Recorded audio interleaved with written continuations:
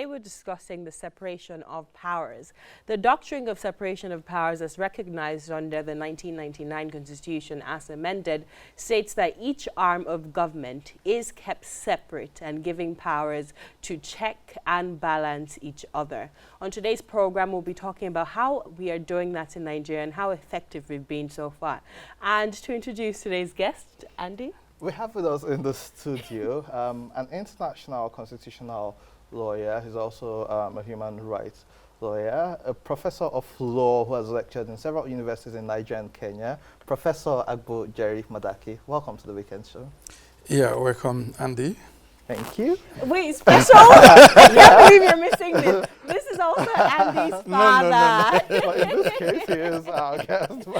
Welcome to the Weekend Show. We promise not to be nice to you. We also have with us a political analyst. He's a social commentator who is interested in governance. And he's a good supporter of the current administration. Proudly, Mr. Dominic Alancha. Welcome to the Weekend Show, Dominic. Thank you for having me. Gentlemen, welcome. Professor Madaki, I'll start with you. How effective have we been in separating the judicial, the executive, and the legislative arm of government in Nigeria? Yeah, thank you very much. I think before we delve into that, it's important or imperative or critical to understand the basic concept of the doctrine of separation of power, maybe a little foray into the historical perspective of it. From as far back as the 13th century, as the case may be, it was realized that over-concentration of power in the monarch would lead to absolutism and an authoritarian form of government. And that if every power, all governmental power, the executive power, the legislative power, and the judicial power, if all were foisted into one person, the leader, the monarch, that will lead to authoritarian regime. It will lead to absolutism, and it will be the end of civilization. So in the wisdom of jurists and authors and writers of old, especially people like John Calvin, and then much later as properly espoused by Baron Montesquieu, he was of the view that it was better to separate government powers into the different arms of government. That it would be better for the executive, the monarch as it was then, to exercise executive power, to implement policies. And then you need to have a body of persons, many persons probably, who will come together representing the people to make this law. And then you need a neutral arbiter in the form of the judiciary who will adjudicate in case of disputes between these other arms of the government, and also in case of dispute between the citizenry and the state. And over the years, it has found its way into constitutions of different countries of the world, especially the American Constitution. Because if we understand the struggle for independence among the provinces in America, don't forget that the United States of America was actually a British colony made up of so many colonies. The successive constitution of Nigeria, particularly the 1999 Constitution, basically government powers belongs to the people. If you look at section 14, subsection 2 of the Nigerian Constitution, it talks about sovereignty belongs to the people, from whom all government powers flow. So invariably, the people have donated this power to the arms of government. So because of that, section 4 of the Nigerian Constitution vests the legislative power, the power to make law for the peace, order, and good governance of this country on a body. Professor Madaki, let me interject. Yeah. You've succeeded in setting the tone of this conversation, yes, and I really want to thank you for that, because a lot of Nigerians don't know this, that the importance of separation of power is for our own good. It's for our own democracy. It's for our own betterment as a people. So I'm glad you've been able to define that. So I want you to answer the question I asked originally. How well have we been able to abide by this separation of powers? For instance, we saw the Deputy Senate President newly sworn in, Omo Agege, kneeling to the president to greet him. A lot of people thought that this was an issue because it showed that he was subservient to the president rather than he was powerful in his own right. Although some people from Delta State, which is where he comes from, said that's the way they greet in his culture. So I want to know from your perspective, we've seen the judicial crackdown. We've seen other areas where the executive has, interfered in the legislative and in the judiciary arm of government. So from your perspective, how well are we doing in separating these different arms of government?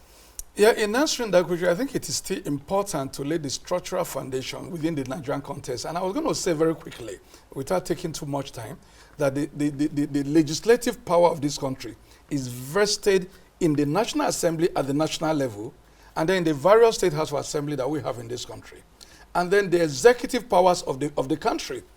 Executive powers of the country is actually vested in the president of this country, is vested in the person in the office of the president, who will determine and who will determine to whom he can share this power with, not even on the vice president. And then at the state level, the executive power, that is the power to execute, to carry out, to run the government at the state level is vested on the governors, not even on his deputy. He determines to whom he can delegate. And of course, because we have local governments, they have executive local government chairman as the case they be. And then we have the judiciary, on whom the judicial powers of the federation is vested on the courts listed in the Constitution. The High Court, the Court of Appeal, the Supreme Court, and any other court established by law under the Constitution as the case may be. So we have been practicing separation of powers. Okay, let me interrupt you so we can get Dominic in this conversation. So based on what Professor Madaki has just said, it almost sounds like on two, it's two-pronged. One, the 99 Constitution was written before 99 during late President Abacha's time. And so it seems as if the Constitution, which gives the legislative powers, is almost a suggestion saying you people can only suggest to the executive through your bills, which the president has to sign into law. And even if you refuse, he has veto powers. Now, so Dominic, we've seen situations where the legislature is being seen as a rubber stamp to the executive. Well, is this really wrong if they are meant to work together for the betterment of the people? Well, thank you very much. I don't think it is wrong if they are working together because, like Prof rightly said, power belongs to the people, and this power is vested on, a particular set of people who are in charge of the executive, the legislatures, and the judiciary. And coming to the question she asked, how well we've done in separating this power, I think we have done so well, given the fact that our democracy is still nascent compared to advanced democracies like America, Britain, and other advanced democracy in the world.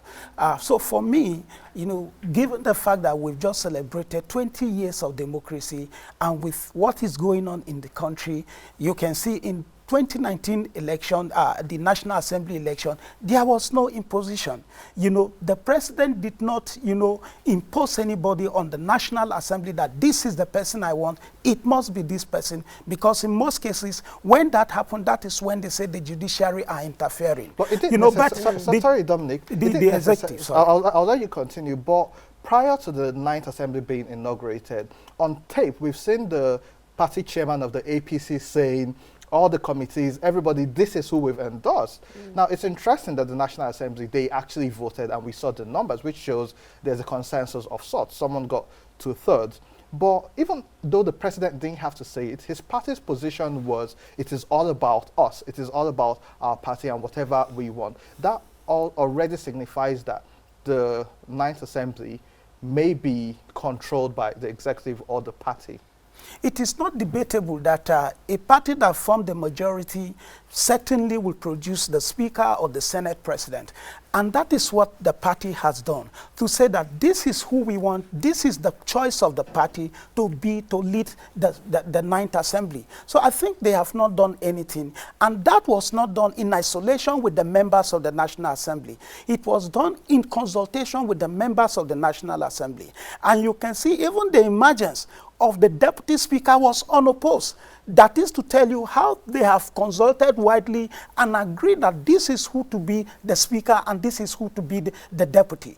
Go to the Senate also. There was Ahmed Lawa won with a landslide margin of 70, I think 78 to 28. Or thereabout, you understand? You know, so there was no imposition. The party clearly stated their own position and interest. And I think it is ideal for the party to give direction to members of the party because they are also there to implement the manifestos of the party during the electioneering campaign. Mr. Dominic, I'll give you that because that's what happens in other climes, in other areas of the world. But when we look at the speech the president made during the ceremony where he was hosting the outgoing Senate president and outgoing speaker, he said, and I'm paraphrasing now, that they gave him a hard time, that they refused to work because they refused to accept or pass the bills in time, despite the fact that he proposed most of the budgets, you know, during the later half of the year, later quarter of the year, that they refused to work with him in passing the bills and the suggestions that he had made, you know, expecting them to basically just rubber stamp, you know, the bill or rubber stamp the budget. And the former Speaker, Dogara, Right Honorable Yakubu Dogara, who was the Speaker of the 8th House of Representatives, said that that's not the duty of the legislative arm of government to basically accept everything proposed by the executive arm. So in a situation like this, wouldn't you agree with some Nigerians who are saying that the presidency, the executive, is trying to impose on the legislature and therefore there must be separation of powers, there must be checks and balances from the legislative arms?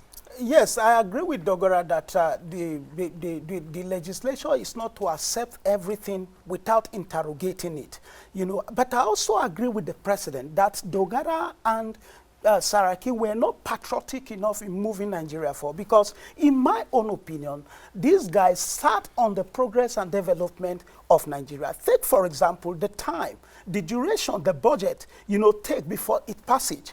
Naturally, there is a stipulated time. It shouldn't be more than 3 months for them to carry out their responsibility.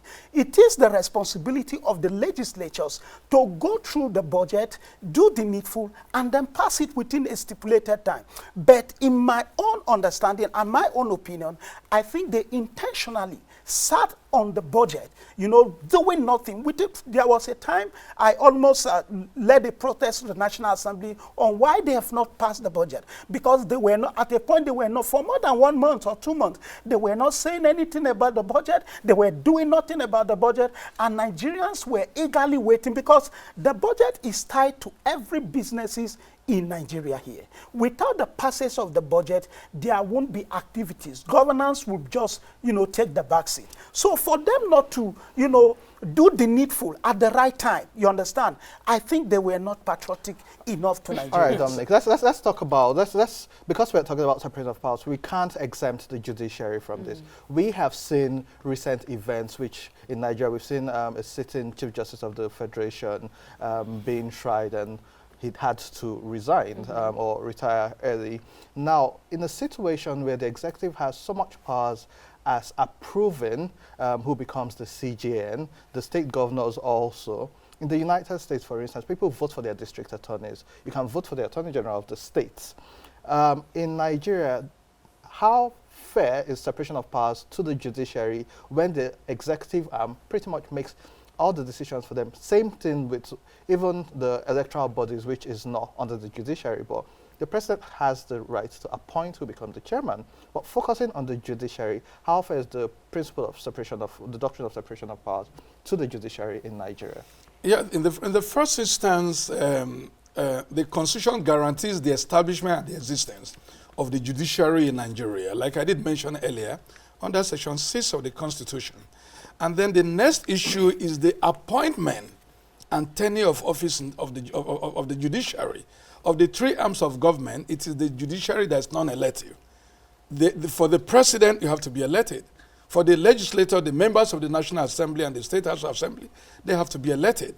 But for the judiciary, it is the only arm of government that the Constitution specifies the professional qualification. First and foremost, for you to be appointed even as an area court judge, as a magistrate or as a justice of the High Court or the Appellate Court, you have to be a lawyer. And there's minimal requirement that you have to be a lawyer for not less than 10 years. And you must have sufficiently had experience. And then you have to in the appointment at the state level, you have the State Judicial Service Commissions, who will make the nominations. And then it is forwarded to the National Judicial Council. The National Judicial Council is like the clearinghouse. They have to vet this appointment. But the question is that a fair process? No, it is because you need to appoint people with the highest integrity and professional qualification to arbitrate, to adjudicate, to sit on the bench. Do not forget that when you sit on the bench, you wear the power of life and death. So it's not an all-commerce event.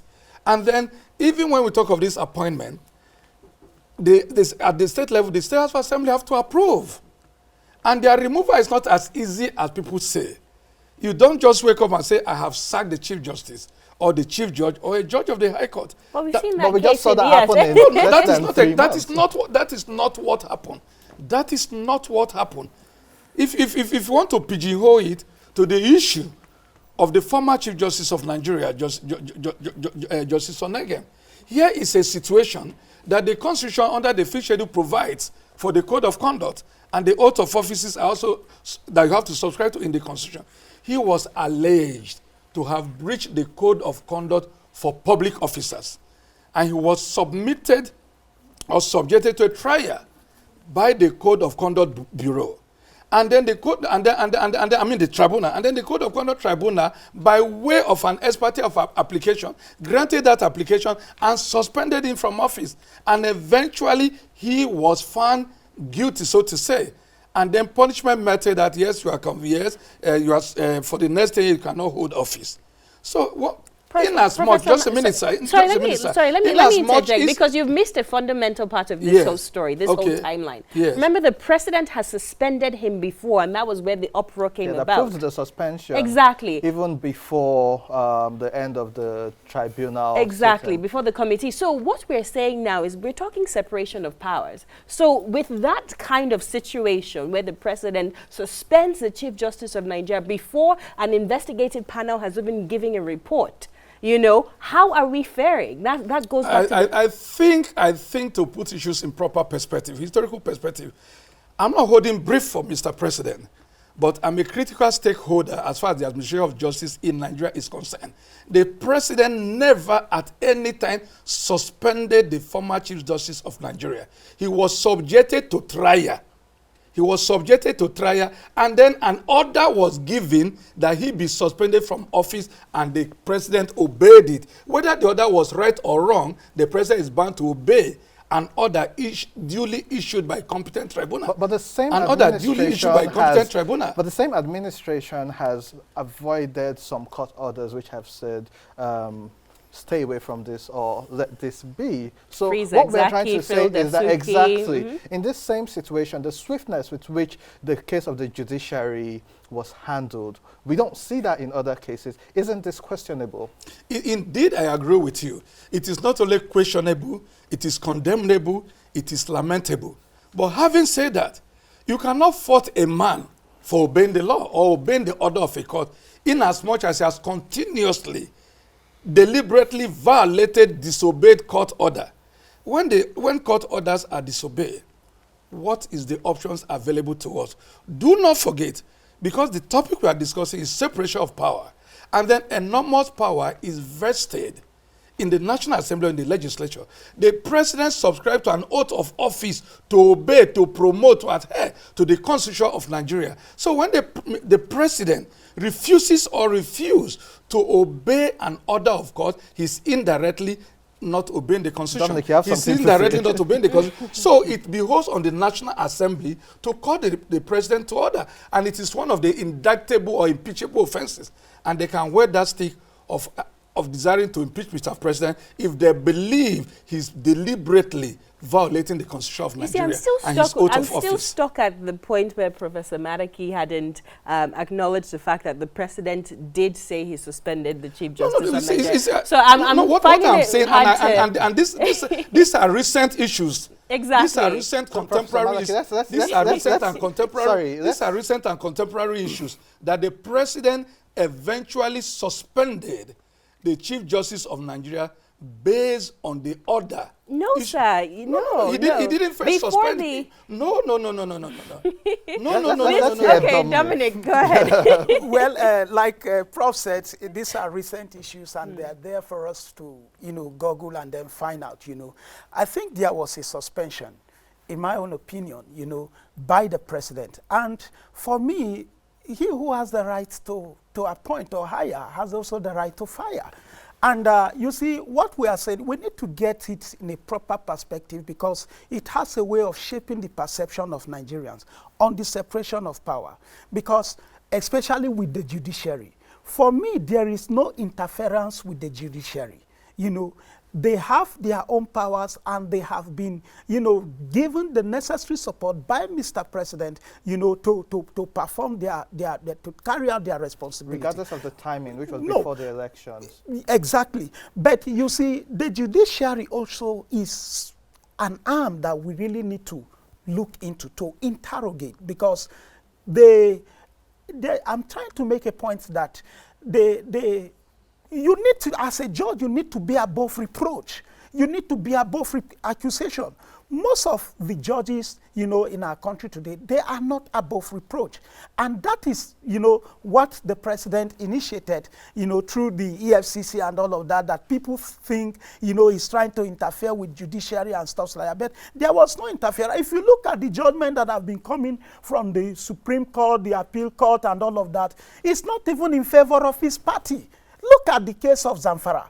If he's a president that interferes, he will only call them to his chamber and then tell them, this is what I want. You remember, the judgment on Zamfara came a day after the acting Chief Justice had a dinner with Mr. President. He broke a fast with him. The following day, he declared that APC lost the election in Zamfara State.